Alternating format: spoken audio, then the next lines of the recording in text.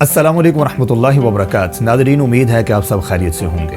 وہ دولت مند تھا، وہ طاقتور تھا، دولت مند اس قدر کہ ایک طاقتور جماعت کے لیے اس کے خزانوں کی چابیاں سنبھالنا بھی مشکل تھا، اور غرور تکبر کی زندگی گزارنے میں مست تھا۔ پھر ایک وقت آیا کہ زمین نے اسے نگل لیا۔ یہ وہ شخص ہے جسے ہم قرآن کے الفاظ میں قارون کے نام سے جانتے ہیں۔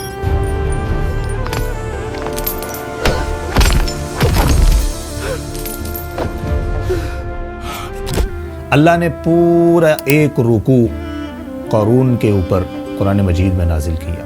سورہ القصص 20ویں پارے میں موسیٰ علیہ السلام کی قوم کا ہونے کے باوجود اس نے بغاوت اور سرکشی کی۔ ان قارون کان من قوم موسیٰ فبغى علیہم، موسیٰ علیہ السلام کی قوم سے تھا قارون، لیکن دولت، ہوس، لالچ میں آ کر اس نے اپنے قبیلے، اپنی نسل کو دھوکہ دیا اور فرعون کی صف میں جا کر کھڑا ہو گیا، اور اس نے اس قدر دولت سمیٹی اور اس قدر غرور اور تکبر کی زندگی گزارنے میں وہ مگن ہوا کہ اللہ کو بھول گیا۔ اہل علم نے، عقل والوں نے اسے سمجھایا کہ اللہ کے کیے ہوئے احسان کو یاد کرو، اور جو اللہ نے تمہیں دولت دی ہے اس کے اوپر اتراؤ نہیں۔ وَابْتَغِ فِي مَا آتَاكَ اللَّهُ الدَّارَ الْآخِرَةَ، اس کے ذریعے سے آخرت کی زندگی کو تم نے ڈھونڈنا ہے۔ دولت اور مال، اس کا مقصد یہی ہے کہ اس کے ذریعے سے تم آخرت کی زندگی کو تلاش کرو، ڈھونڈو۔ لیکن وہ تکبر میں مگن تھا، دھت تھا، مست تھا۔ اس کا جواب انتہائی خطرناک تھا۔ اس نے یہ کہا، قال انما اوتیتہ علی علم عندی، یہ تو مجھے کوئی اللہ نے نہیں دیا، یہ جو کچھ میرے پاس موجود ہے یہ مجھے میرے ہنر، میرے علم، میری عقل، میری دانش مندی کے وجہ اور سبب سے مجھے ملا۔ ہنر اس کا کیا تھا؟ مورخین نے لکھا ہے کہ کیمیا کا اس کے پاس ہنر تھا کہ وہ دھات کو سونے میں بدل سکتا تھا۔ تو سونا، جواہرات اس نے اس قدر اکٹھے کر رکھے تھے، اور غرور اور تکبر کی زندگی میں اس قدر وہ مست تھا کہ ایک دن اس نے اپنے آپ کو شو کرنے کے لیے، اپنے تکبر کو، اپنی زیب و زینت کو دکھانے کے لیے اس نے پلان بنایا، لوگوں کو اکٹھا کیا۔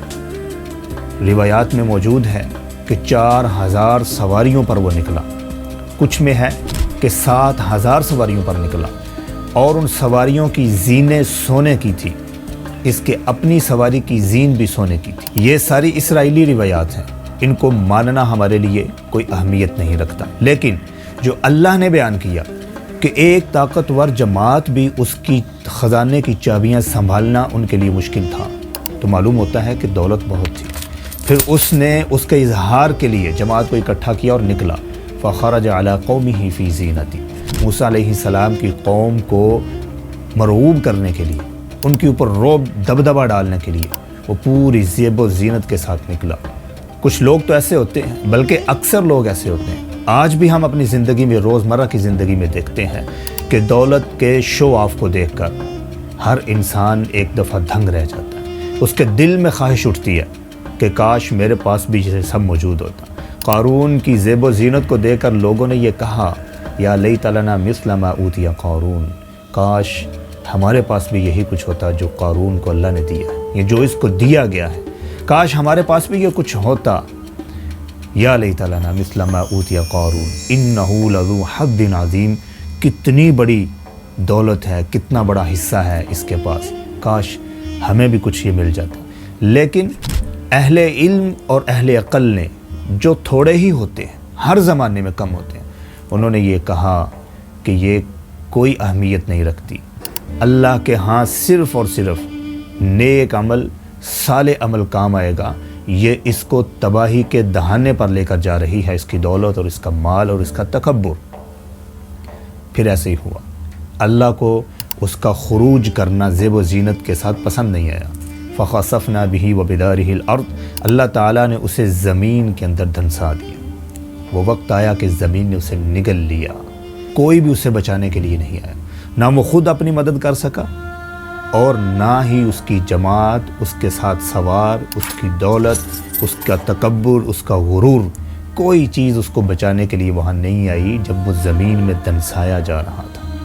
اور ایک روایت میں آتا ہے کہ یہ وہی قارون ہے کہ جس کو ابھی تک زمین میں دنسایا جا رہا ہے اور قیامت تک یہ زمین میں دھنستا رہے گا۔ کتنا بڑا عذاب ہے۔ پھر انہی لوگوں نے کہا جنہوں نے یہ خواہش کی تھی کاش ہمیں بھی یہی کچھ مل جاتا، انہوں نے کہا کہ آج اگر ہم اسی کے اوپر ہوتے، یہی کچھ ہمیں ملا ہوتا تو ہم بھی اس کی طرح زمین کے اندر گھسا دیے جاتے۔ تو سمجھنے کی بات یہ ہے دوستو، یہ بات یاد رکھیں کہ دولت، غرور، تکبر، انسان کا انجام ہمیشہ برا ہوتا ہے، ہمیشہ برا ہوتا ہے۔ اللہ نے جو دیا ہے وہ اللہ کی نعمتیں ہیں، ان کے ذریعے سے وابتغ فیما آتاک اللہ الدار الآخرہ، میں نے اور آپ نے آخرت کے دن کو ڈھونڈنا ہے، اس کی تیاری کرنی ہے، اسے یاد کرنا ہے۔